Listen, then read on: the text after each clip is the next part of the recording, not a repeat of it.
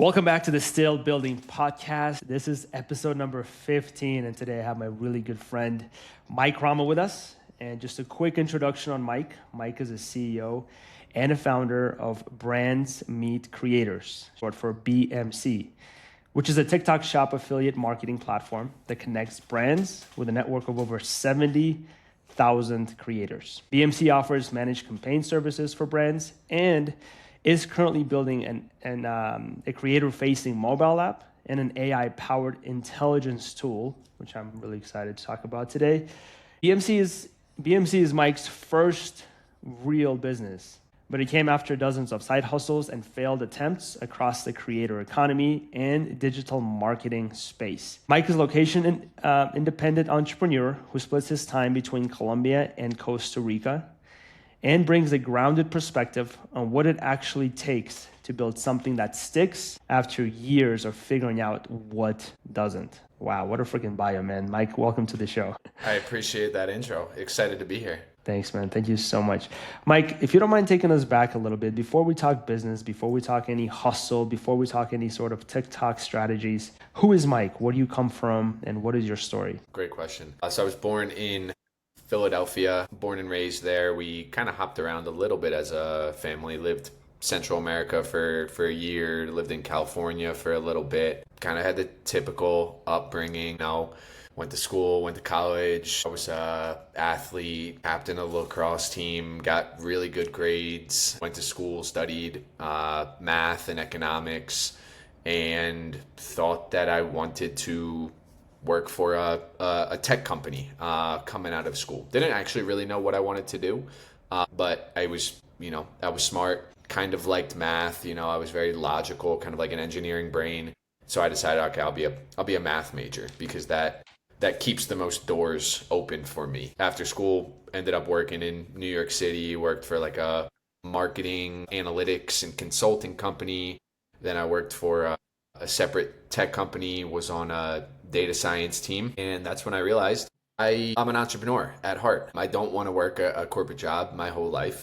And yeah, I just can't see myself sitting in an office in New York City for the rest of my life. That's a little, background on myself. Was it in your family ever, in your culture of entrepreneurship, was that ever a path for you and your family, or was that something that you started? My dad was always very entrepreneurial. He kind of like, hybrid between entrepreneur and working different jobs.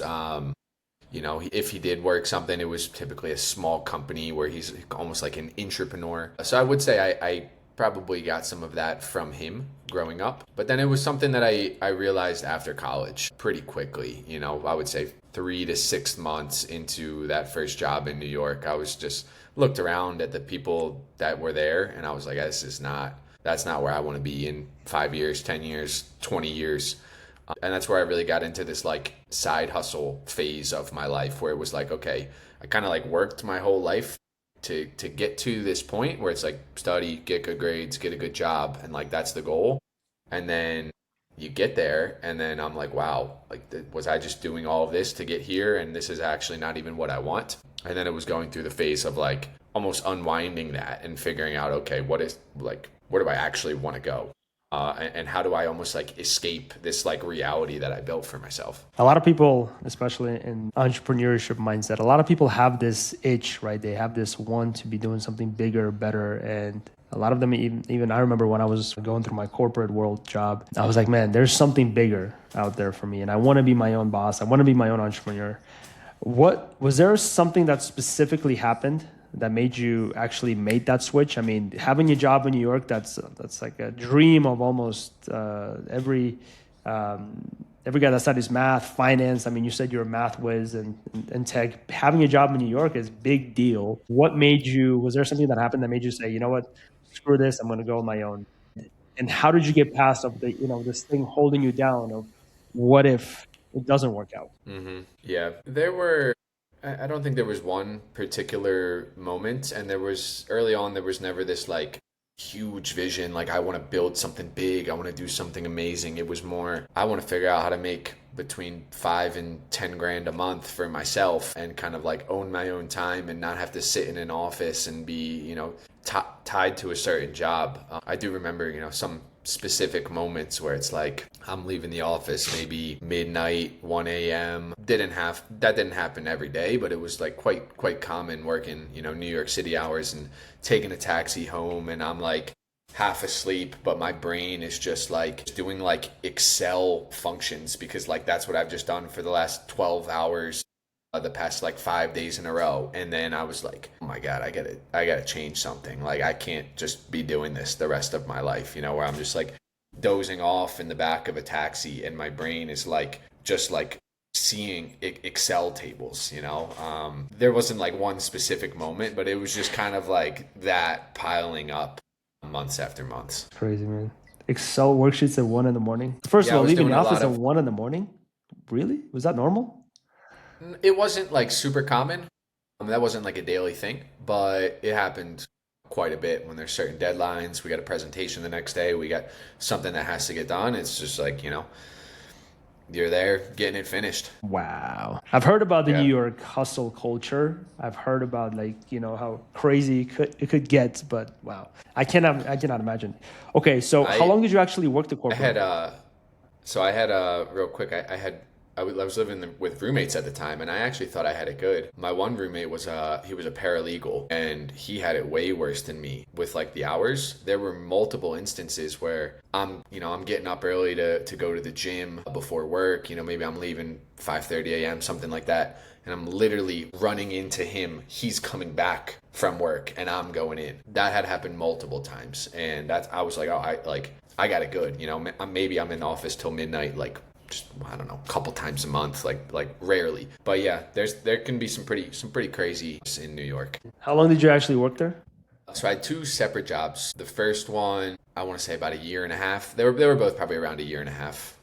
So I graduated in 2017 and immediately got a job in New York, moved there, and I worked. Yeah, I think it was about a year and a half for each one, and then I ultimately quit the second job and made the jump. This was during COVID. I want to say June, July, August timeframe of 2020. One of my really good friends told me one time that COVID made a lot of freaking millionaires. And I'm just glad to be one of them. So I always say Yeah. that quote. I'm like, I think there's so much transformation that COVID made. So that was my next question is, okay, so was it this gradual transition from being corporate and then going into these side hustles, which we'll talk about in just a minute, because I want to hear about all those side hustles that you mentioned in your bio. Was it gradually trying something while you had the corporate job, or did you actually just quit cold turkey and said, I'm all in on this entrepreneurship thing? It was gradual. So while I was in New York, I Uh-huh. would say maybe 6 months after starting the first job, I knew I was like, I gotta start figuring out, a way out of here.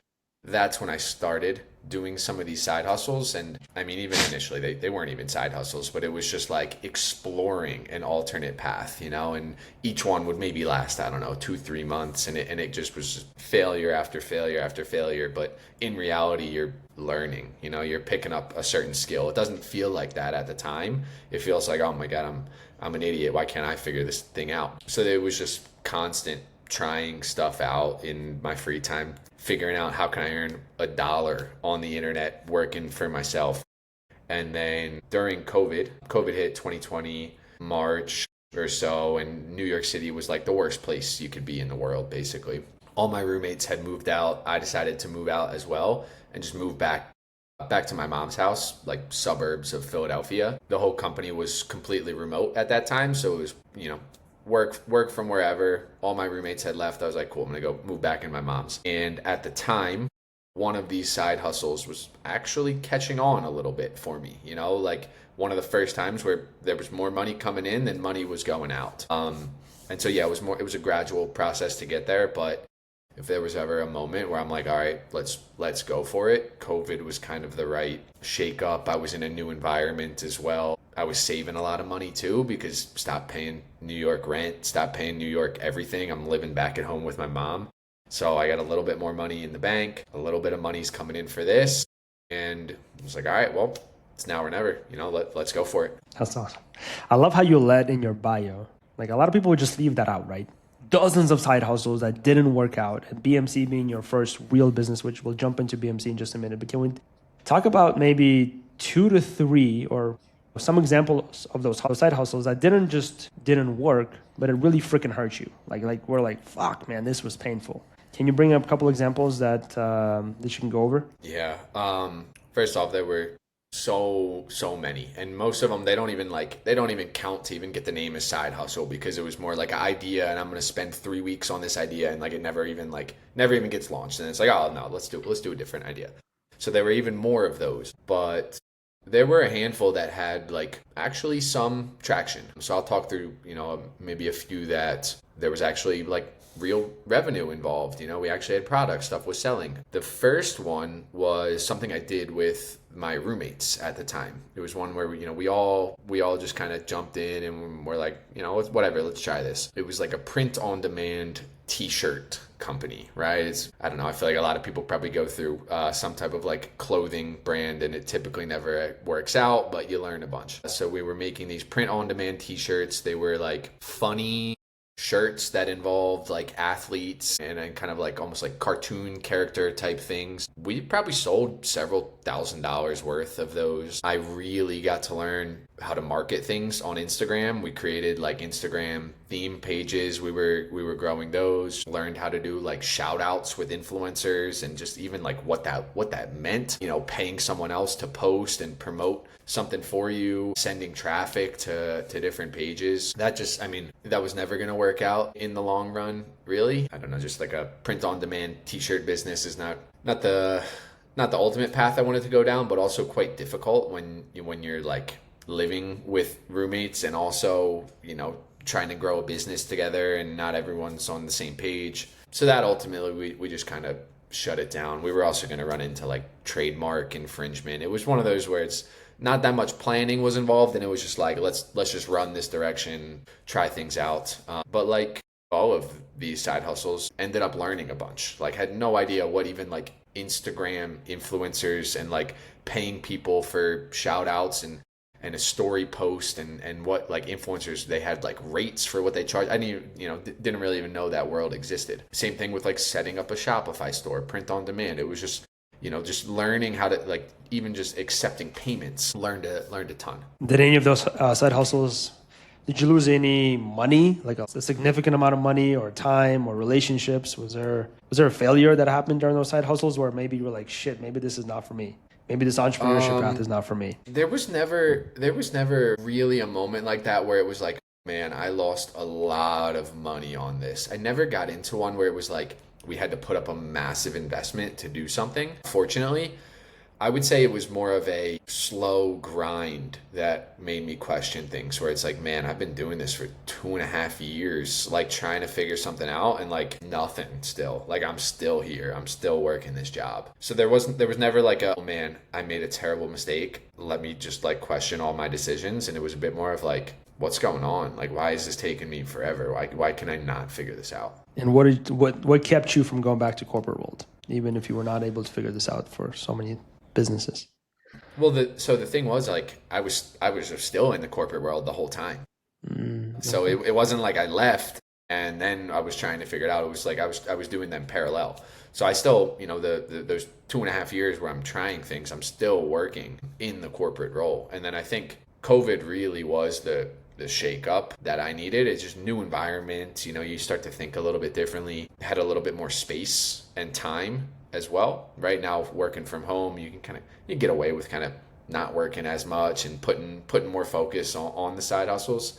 But yeah, it was one of those things where it's like, well, I'm just gonna keep giving it a go. And I thought it was like, oh man, it's the business models that's wrong. It's like I gotta just find the new thing that works. That's awesome, man. That's one of those big secrets that a lot of people think, that if you want to be an entrepreneur, you gotta quit your day job. Do not quit your day job. I kept my day job for the first 2 years before I called it quits, when it actually was working 2 years of actual business, making money, not only just a little bit of money, but actually making money. And just like you said, saving. So for sure, 100%, that's a big one that I hear a lot of our entrepreneurs don't really talk about until you ask them, is that it doesn't mean you have to quit your day job. So that's awesome. Yep. I love that. Next question that I want to ask you is that there's a LinkedIn post out there that talks about how you were involved in a business that was doing around $500,000 a month, so $500,000 a month, that completely fell apart. What actually happened? And what did it actually feel like? Like, tell me about that. That's insane. $500,000 a month, y'all. Not a year, a month.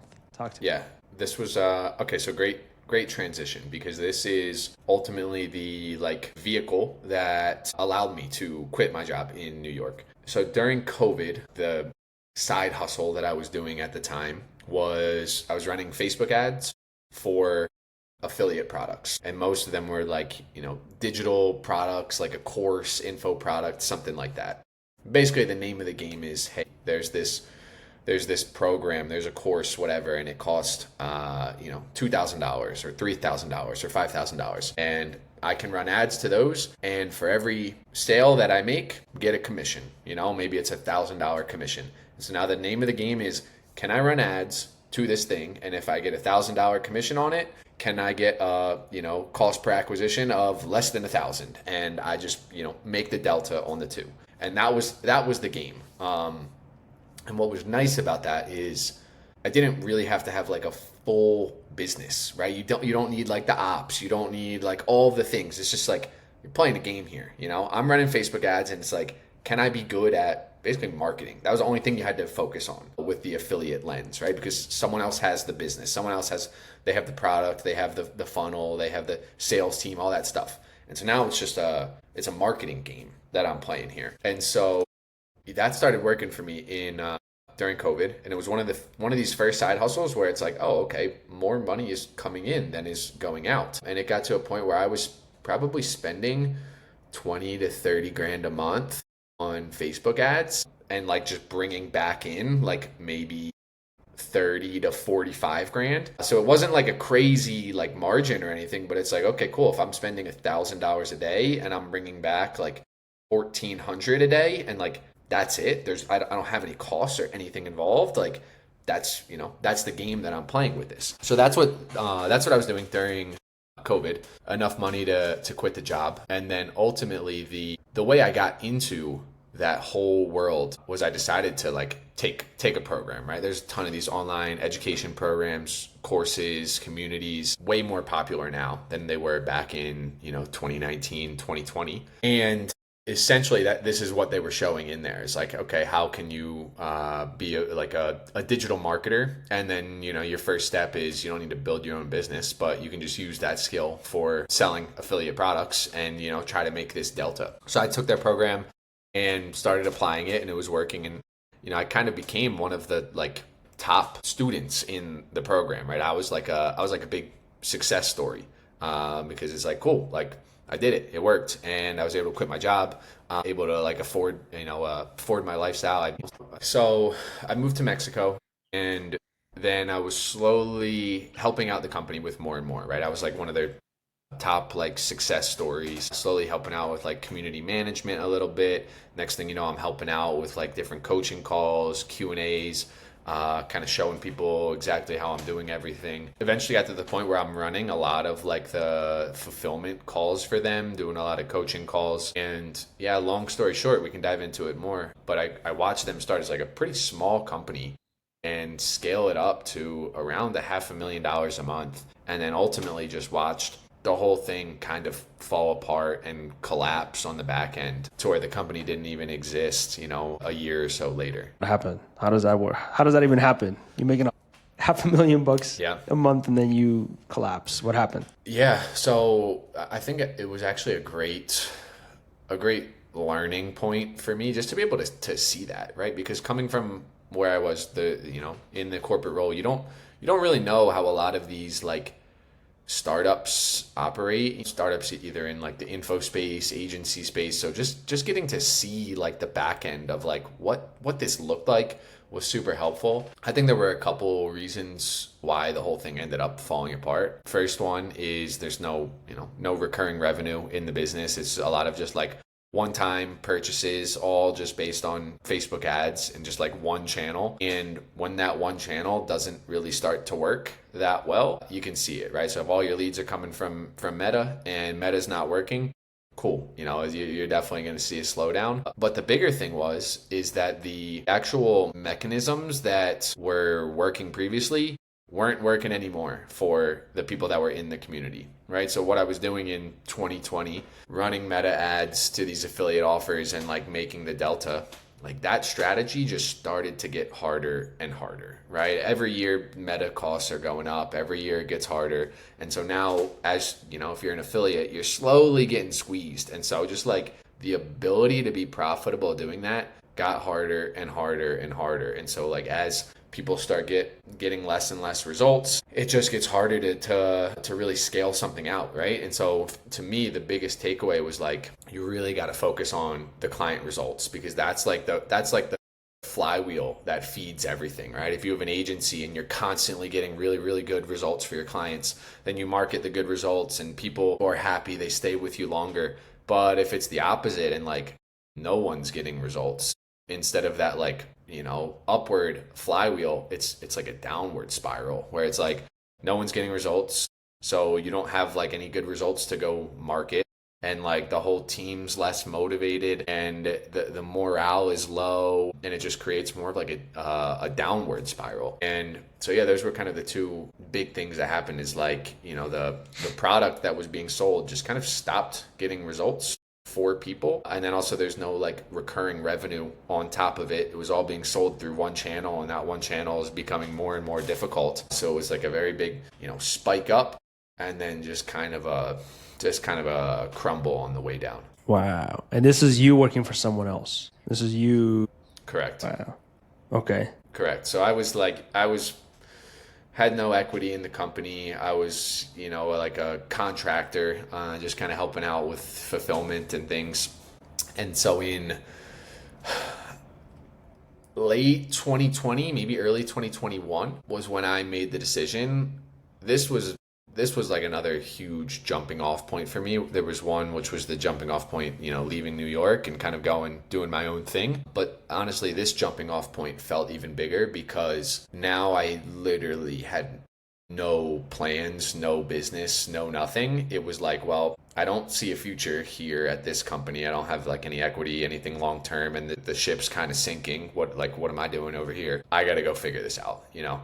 Now I'm in Mexico, and it's like, well, all right, now it's like really time, you know. Now it's like you kind of got a little taste, you know. You weren't really an entrepreneur, but you were like entrepreneurial, and now it's like, all right, it's time to play ball, time to go figure it out. So I had a little bit of cash saved, not a ton, you know. I had a little bit of crypto here and there. Expenses were relatively low. I'm living in Mexico, and this was where it's like, all right, well, sink or swim. Let's go figure it out. And this is where you started? Is this how BMC started, or was this a transition for you to actually go into BMC? This is when Brands Meet Creators was started. So the first thing I did, I mean, I took about a week where I was like, wow, okay, I got to figure something out. Like, what am I going to do? I literally have no clue. It was like it was a decision that I actually didn't know I was going to make. It was, you know, one day I'm with my best friend, and we go to like our favorite place in the world. We sit on this dock that's like right on the water. And we just had like a long session there, and came out of that like, okay, wow, I have a realization that I need to quit this other role, and I got to just go figure it out. So I literally have no direction, no idea what I'm going to do. So the first week was just figuring out like, what is the direction? Where am I going to go with this? How am I going to make money? So I kind of just assessed like, all right, what are my skills? And the biggest one was I can run Facebook ads. You know, I've been doing it for a year. I'm pretty good at it. I'm a really good copywriter. So that's like my primary skill that I have. So what am I going to do? Okay, well, let's start like a Facebook ads agency. And so I asked myself, all right, well, I gotta start getting clients. Let's figure out some ways to get clients. And I thought, okay, maybe I just run Facebook ads for myself to get clients. But then I was like, well, I don't really have much money right now. And that's like a pretty big like risk to go about doing that. I don't have like a ton of just test budget to run. So let's get on social media and let's start making content to get clients. You know, I'm just going to start putting out value. So I get on TikTok. TikTok was the main platform that I decided to use, and I just start making videos, and it's just all marketing tips basically. Here's how to do this on Facebook ads. Here's how to do this. Here's the marketing tip. And so I just start growing on TikTok, and you know, slowly but surely some clients started to trickle in, and it was at the point where I would basically do anything. You know, I'm like a glorified freelancer, you know, just start having conversations, and I was running YouTube ads. for people. I was doing Facebook ads for people. I would help set up funnels. I would do whatever, I'm trying to just make a buck here and there. And so I start growing my personal brand on TikTok, all about marketing. And ultimately what I realized is more people started to reach out to me asking about TikTok in particular than they were Facebook ads. Because at the time, TikTok is like the new hot thing, right? It's 2021. There's a lot of interest in TikTok, and 2021, everybody and their brother had a Facebook ads agency, so it wasn't really like a unique thing. You could kind of get anybody to run the Facebook ads for you.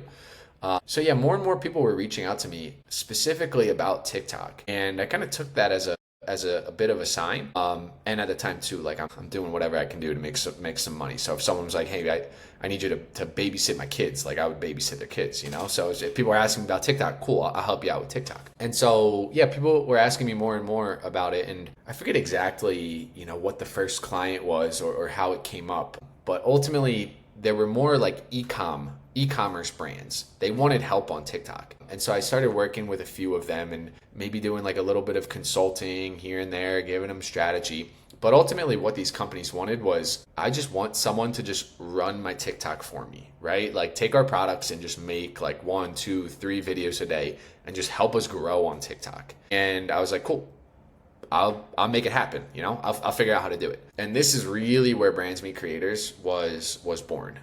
Because in order to help someone on TikTok, most of these guys, these founders, they don't want to go make the videos themselves, especially if they're selling, some type of like physical product. So one of the early steps in that process is not only like strategy, making good content, but it's finding the person that's going to do that. So, I would have this brand come on board, and one of the first steps is like, all right, we're going to go find you someone to make that content for you.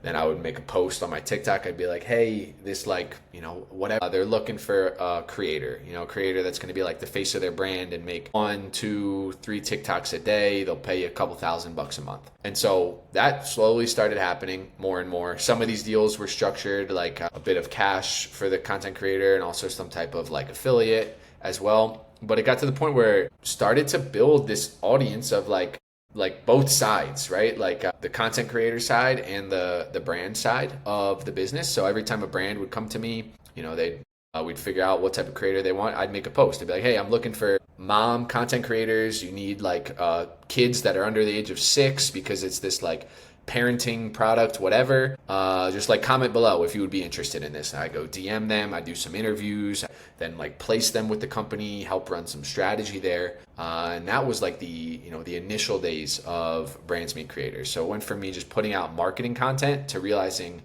actually like people aren't really asking me about Facebook ads that much. Like more people are asking me about TikTok. And then I took the first couple deals and then I started talking about it more and more. And then it was like, whoa, this is way easier. Like people are actually interested in this, where the Facebook thing, it felt like I was like fighting uphill, running uphill. And I was in a very like crowded, saturated place. But the TikTok like organic growth was very new. Not many people were doing it. And also if you're on TikTok, it's, very likely that you're interested in it. And that's where Brands Meet Creators was born. I mean, prior to that, the company didn't even have a name. It was just me doing freelance stuff. But then I was like, all right, well, let's actually, get a logo. Let's get a website. Let's put a name to this whole thing. And yeah, that was the birth of Brands Meet Creators. Funny enough, it was actually my little sister who helped me come up with the name. So she visited me down in Mexico. She had, it might've been her spring break or something. So she came down and she did like an internship with me, and one of her tasks, I was like, we got to figure out a name for a company. So we had 50 on like a Google sheet, and then we kind of decided together, okay, Brands Meet Creators, that's going to be the name. That's awesome. How old is your little sister? She is right now 23. So at the time she would have been maybe a freshman in college, something along those lines. That's cool. That's awesome. But you make it sound so easy. Like, oh, just, TikTok came around, people started asking me about TikTok. How did you learn TikTok? I mean, that's like, a lot of people like, I love TikTok, but I have no clue how the TikTok even works, including myself. Yeah. I mean, it came out of necessity. It was one of those like back against the wall, like I got no money coming in and I have only, X amount of savings here. We got to figure this out. So it's like, I need to find a way to get clients. And so it's like, cool, we're just going to start posting about it. So just posting videos on YouTube or on, Facebook ad tutorials, things like that. And it's just, you learn by just trying and seeing what works and what doesn't, and you're forced to do it because your back's against the wall. So that's where it started. And then it ultimately came down to, again, like, I got to figure out a way to feed myself here and bring money in. So if someone's going to shoot me a DM and ask me about, like, hey, could you help me do TikTok for my company? Like, they could ask me anything, and like the answer was going to be yes. And it just so happened that I was getting more questions about doing that. And so it led me down that path of like, okay, cool, I'm doing like freelance marketing stuff.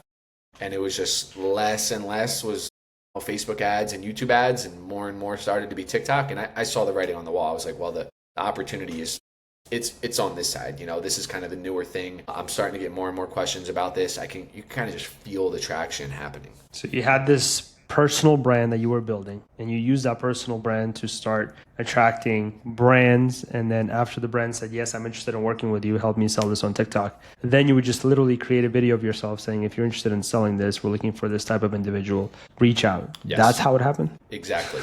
Yeah. And it was cool because those videos did so well. Those were my best performing type of videos. Because think about it, if you're a content creator and I'm making a video that's like, yo, I got a $3,000 a month deal, and it's for, you got to sell this like athletic wear. Oh my God, people are going crazy for those. And then all of a sudden I became kind of the guy that had like the deal flow. So I'll take you through the next like iteration of this business, but similar to early on where less people were reaching out to be about meta ads and more people were reaching out to be about TikTok. It got to a point where now I would say between 90 to 95% of like my DMs and my comments, they weren't actually like the e-com brands. They were the content creators that were like, dude, my dream is to be a full-time content creator. I make really good content. I need to figure out a way to partner with brands. I need a way to make money from this. Can you hook me up with one of these brands? And I would get that DM 10 times a day, like just left and right. Maybe not 10, but I was getting those all over. That was the majority of like people reaching out to me. And at the time I was very much so like, hey man, like, sorry, like I got nothing for you right now. Like I'll try my best. But it was one of those where I was like, almost like annoyed by it, where like I want like these brands reaching out to me because they're the ones that pay me. Other people, it's like, whatever, cool, I'll help you when I can. But I took that same thought process, that same feedback, and I was like, I got to take what the market's given me here. Like clearly it's these content creators that are the ones that like they need help. They're the ones that want to work with me here. And so I started a newsletter where it was like, just to kind of like get them like out of my DMs almost, because I didn't really know how to respond. I was like, put your email in here. This is kind of like the wait list. Whenever I get a brand, I'll send it on the email list. So I started growing an email list of content creators. And what I would do is like every time we got a new brand, I would send it on there, and it would be just like a application. It was essentially just like an email like job board almost, right? Every time we had like a content creator job, we would send it on that newsletter. And then I don't know what it was, but one day it just like idea popped into my head. I'm like, well, I get all these content creators that reach out to me, and they're all like, how do I work with brands? Like, how can I do this, right? I want to figure out how to make $5,000 a month as a content creator. And so I sent an email out to the newsletter. It was like a half-baked thought, but I was like, if I did something where I showed you guys exactly like what these brands want, how to run these like brands pages organically, how to go find these brands and like do outreach to them, because that was another thing I was doing. Not just making like content and attracting brands, but I was like sending Instagram DMs and everything. If I showed you guys how to outreach the brands, I gave you guys like my contract templates. Like, is that something that would be valuable if I showed you guys how to do that? And I sent that email out to the email list. Email list was super small at the time, and maybe, I don't know, 1,000, maybe a couple thousand creators on it. And I didn't even have like a landing page or anything. It was just like, send me a DM if like, do you think this would be interesting? And I got 300 DMs from that email saying, yes, I want to do this. Like give me this. And I was like, shit, like this, I got something here. This is the thing. And then so 6 hours, I kind of just loosely outlined like, okay, here's what we'll do. Maybe it's like a 8-week cohort. I'll teach you all these things step by step, blah, blah, blah. I'm going to take 20 people max, and it's going to be $2,000 each. And I just generated a Stripe link. No landing page, no VSL, no nothing. It was just literally I'm replying, copy and paste in my DMs with like, here's what the program is. I'm taking 20 people, first come, first serve. Here's the Stripe link.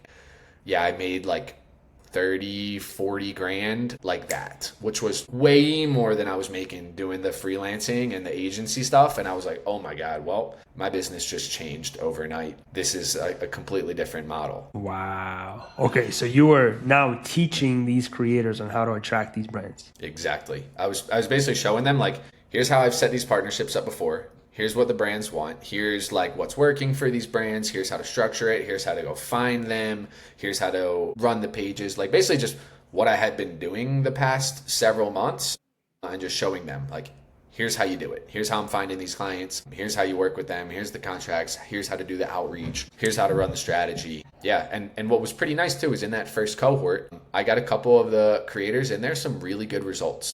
So I got a bunch of like really good case studies. I think there was someone that like one deal she landed from like the system I helped her set up. It was like a $5,000 deal. So like she was super stoked on that. And it was a great like just kind of proof of concept. And so that's where we really went from just being like Mike is like a freelancer, like kind of doing these partnerships to now, okay, I actually had some money to like build a team, actually like invest in this and like make this something that was a bit more serious, like not just me as like a freelancer. So I ended up hiring some assistants and now we kind of had this two-sided business where it was like I had the creator coaching program and then I had the agency. And so I started to now develop more and more this like two-sided business where it's like you have the brand side and you have the content creator side. Wow. It's crazy because a lot of entrepreneurs, a lot of people are like afraid to give their sauce, their sauce of how do they actually find the brands. And I love Gary Vee's approach about this, how just give everything away for free and then eventually he's going to come back to you or however he says it, like it's all about jab, which is give away it for free and then charge for your best of the best of the best. So this is what you did.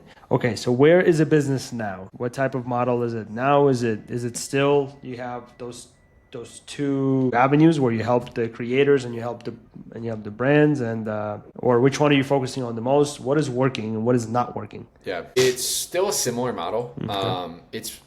It's kind of a complicated business model and we always go back and forth like, oh, we got to focus more here. We got to focus more over here. Right now, the vast majority of our revenue comes from working with the brands. So on the creator side, we've kind of cycled through many different models. We had the first one that I mentioned, it was like a $2,000 group coaching program.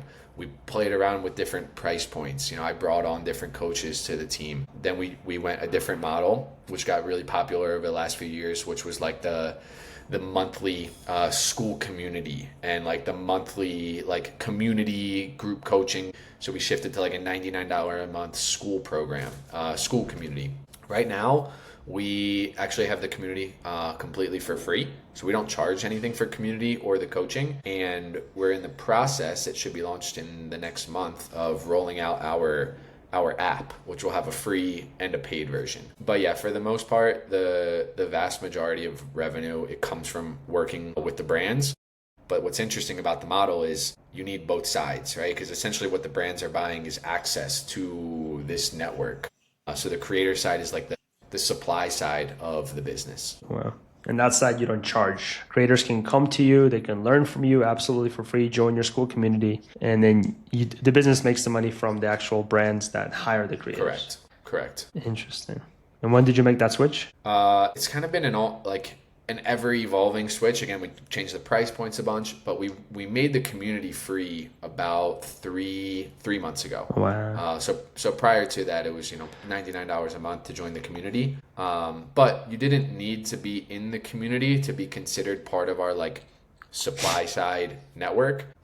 We've really used like our email list as the big asset. Mm-hmm. So that's been one of the, I would say, best things that I ever did was start that email newsletter way back in the day, because it's just so powerful to have that distribution where, again, a brand jumps on and they're like, hey, we're looking for creators that make beauty content. Cool, I can send an email out and it goes out to 70,000 plus creators with great open rates, and we can get a ton of applicants for that, or we can get a ton of people to request a sample, do a certain thing that we need.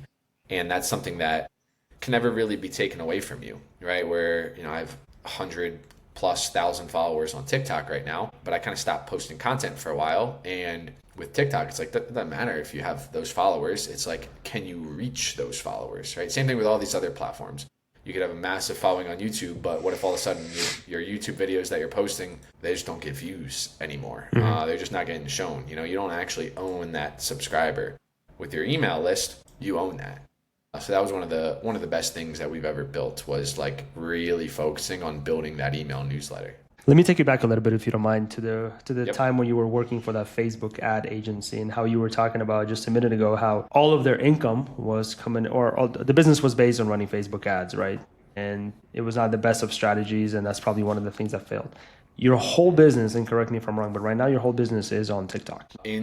So in terms of the creators and partners, brands, yes. TikTok so right now affiliate shop. Yes, TikTok shop is the core focus. Got it. This is a really good point that you're bringing up. So when I started the company, TikTok shop didn't exist. So TikTok shop launched late 2023. So we were focused on just like the pure creator brand partnerships. It was called UGC, right? User generated content. Late 2023, TikTok shop launched.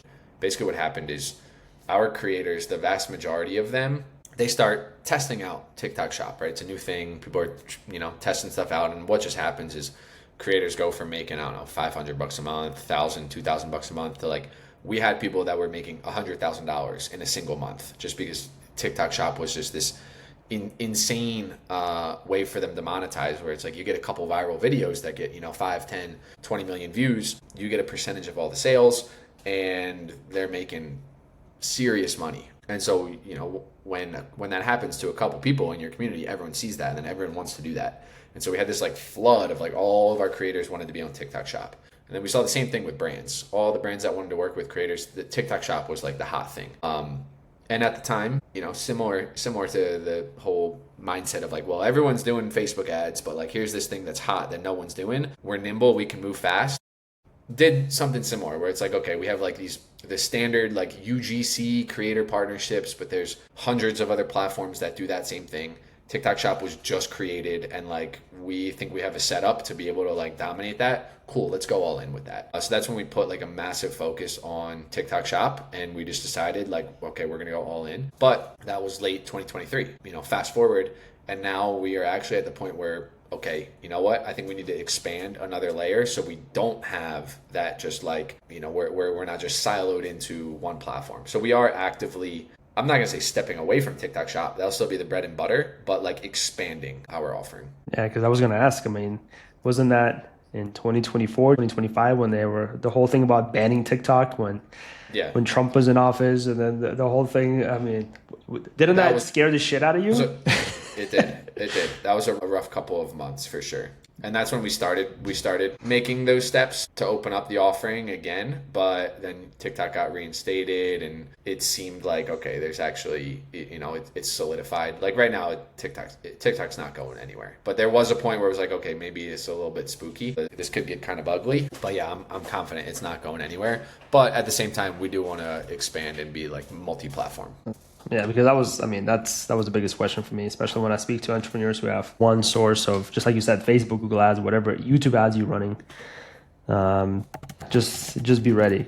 Question for you so before we even started recording, you were talking about how now you're going back to building your personal brand. And it sounds like the whole business started with you actually building your personal brand. And then you said that you put it on pause for some time, and now you're coming back to this whole thing. What made you put it on pause? What happened there? Yeah. Can you talk about the importance of building your personal brand to other entrepreneurs? Yeah.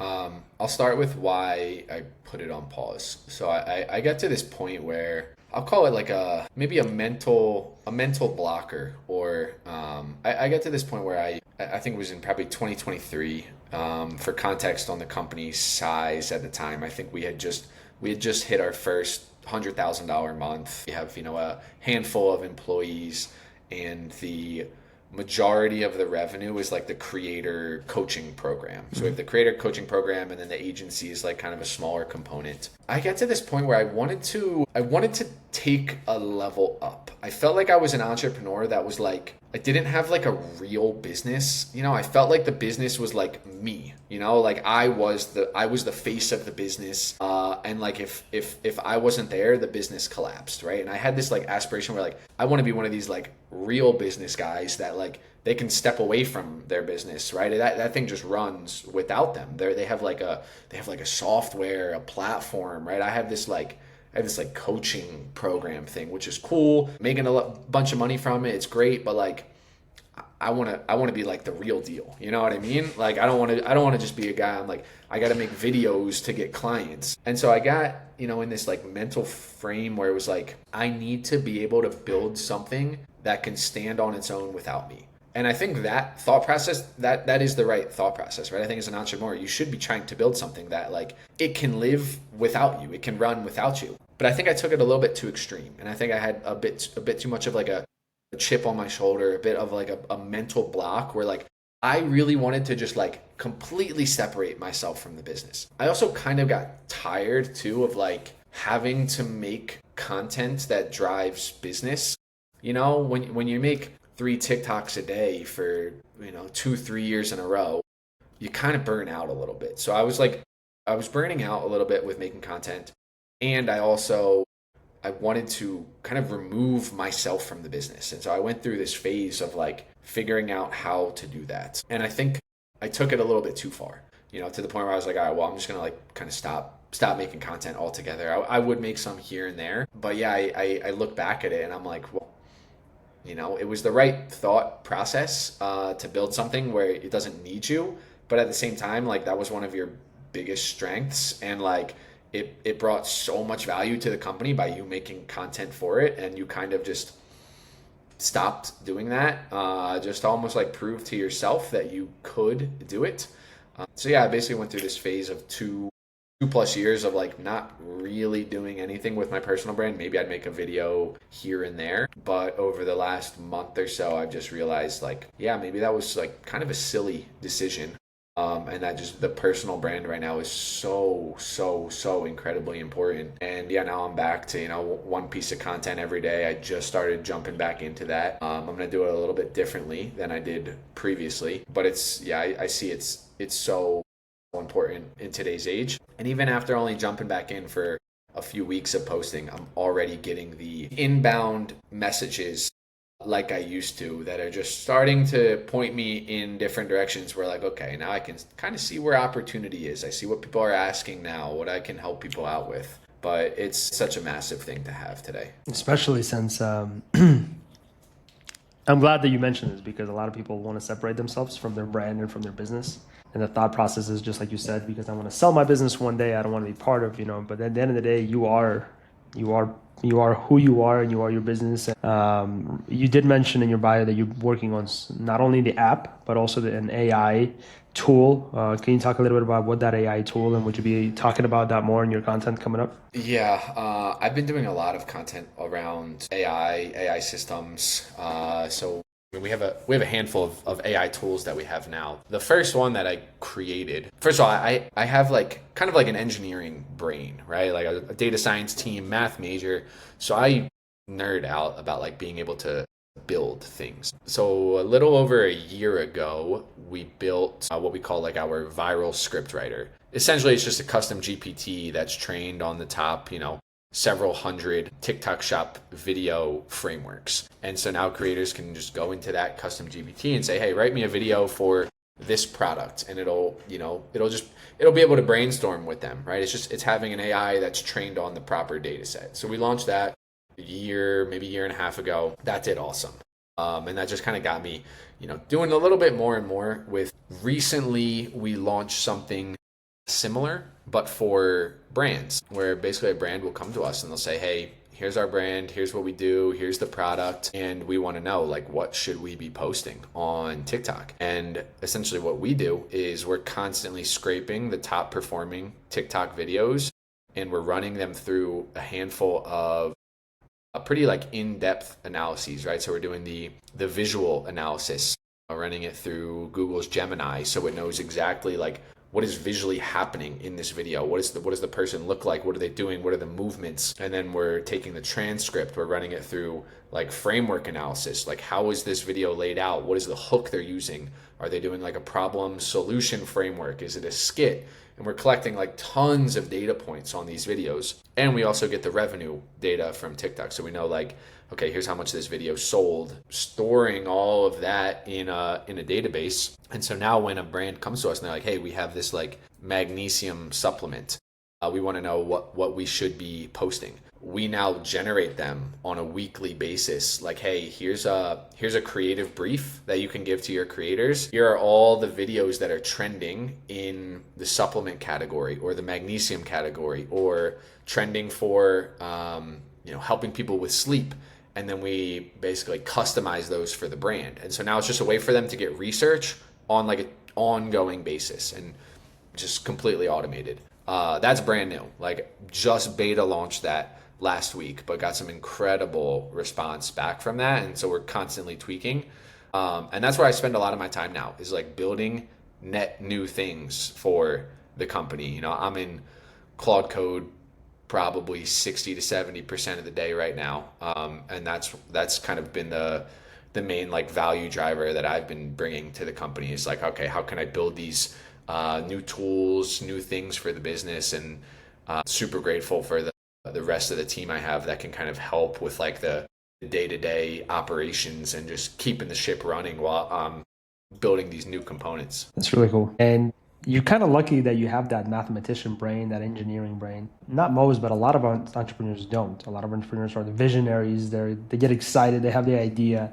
And this whole AI space right now is very, very exciting, very overwhelming, to be honest, at the same time. What advice would you give, like being 60 to 70% of your time being in Claude Code?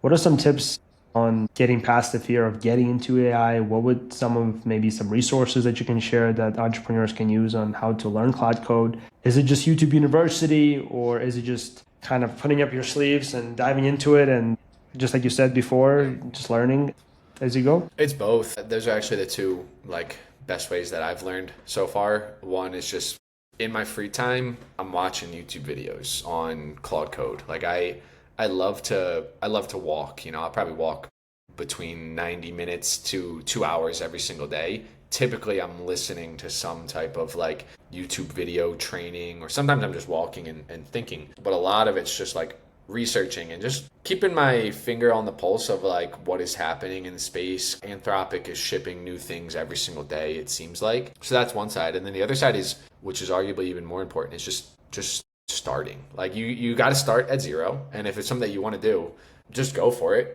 Just hop in there. You'll use Claude or ChatGPT like a complete beginner, but that's fine. But then you slowly learn, wait a minute, like what is like a Claude project? That's kind of like one of the first steps, or like a custom GPT. Cool, that's something that we can use as like a company. It's like a super basic. And then you'll learn things like the connectors, right? So I just made a video about this recently that resonated with a lot of people. As I said, it was like probably the highest leverage thing you can do in AI right now in terms of setup, the biggest bang for your buck in terms of this will only take you 10 minutes, but it's going to give you so much leverage. And that is just using Claude connectors, connecting Claude with things like Slack, with your Gmail. But I think the most importantly, connecting it with whatever you use to record calls in your company. So now you as a founder, connected to your Claude, you have access to every sales call that's happened. You have access to all of your client success calls. You have access to all of your internal meetings. So now you go in there and you say, hey, like, what's been happening with the sales calls this past month? And it's like, well, everyone keeps bringing up like competitor XYZ and how like their pricing is like this. You're like, okay, cool. That's like feedback I didn't know. Or you go and you ask, like, our churn is pretty bad. Like, what can we do to fix churn? It says, okay, let me analyze the last 100 fulfillment calls that you guys had. Okay, it seems like everyone's canceling for these 5 reasons. Here's what we think you can build based off of that. So it's a process of just like, step by step, you slowly learn more and more. You slowly learn like, oh, I can do this, I can do this. And it takes time, and it just takes, playing around and wanting to learn. That's awesome. Well, the name of the podcast is Still Building. So Mike, this is an interesting story that you just shared, and love that you're working on the AI. But what's the next 12 months of Mike Rama look like? What are you still building? Wow, it's an amazing question. And I right now feel the most passionate and like alive about the business that I have in the past like 2 years. And I think it's because I've put myself in this position where I am doing the things that I like to do. I'm a builder at heart. Like my favorite type of day is when I don't have any calls. I have a blank calendar and it's 8 hours where I just get to nerd out and go make something. And I've been able to kind of build a team around me where like I can actually make that happen. So I kind of see myself continuing to lean into that over the next year. We are leaning super hard into AI right now. And what I'm really focused on is I don't see many people doing this. A lot of the, AI tutorials and what you watch out there is like basically building AI systems for almost like single player mode. It's all like, hey, here's how to be a solo founder where you can like replace your whole team. Where what I am focused on building right now is like, how can I build like this AI system for the company that is multiplayer mode, right? Where actually it can enable everyone on my team. And so like we're all on the same page. That's a huge focus for me the next, 3 to 6 months. That's a cool way of looking at it. Love it. Mike, I'm going to ask you 5 rapid fire questions that you've not heard yet before. So listeners, this is going to be as real as it gets. So just don't think about these too much. I ask these questions in every single interview. And here we go. The first one is best financial decision you've ever made. Worst business advice you've ever followed. More of a general response, but listening to people who haven't accomplished the things that you want to accomplish or haven't done the things that you want to do. We do a lot of that. One thing entrepreneurs should stop doing immediately. Continuing to do things that they don't enjoy doing and not delegating. A whole episode talking about that shit, man. I love that answer.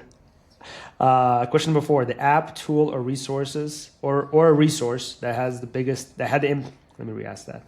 The app, tool, or resource that had the biggest impact on how you run your business today. Claude Code. One book, podcast, or person that shaped how you think about building your business that most people probably have not heard of. I'm actually gonna give a book recommendation that you gave me that was super impactful, which was the Surrender Experiment. I love it. I agree 100%. It completely flipped my mind. Mike, thank you so much for being here, man. This was awesome. Hearing your story, Thank you. Completely different approach, completely different perspective on building something that, TikTok Shop affiliates. Mike, where can people find you if they want to connect? Obviously, TikTok. Yeah, TikTok. Look me up on LinkedIn, Mike Rama. I'm going to focus on Instagram a lot this year as well. It's Mike_Rama7, kind of a pretty terrible Instagram handle. But typically if you just search Mike Rama, TikTok, I'll appear wherever. And check out brandsmeetcreators.com. Brandsmeetcreators.com. You actually have a pretty badass YouTube channel as well. I think it's like 4,500 subscribers, so I love it. Mike, thanks so much for being here, man. This was an awesome conversation. Let's continue building. See you. Appreciate it. Bye.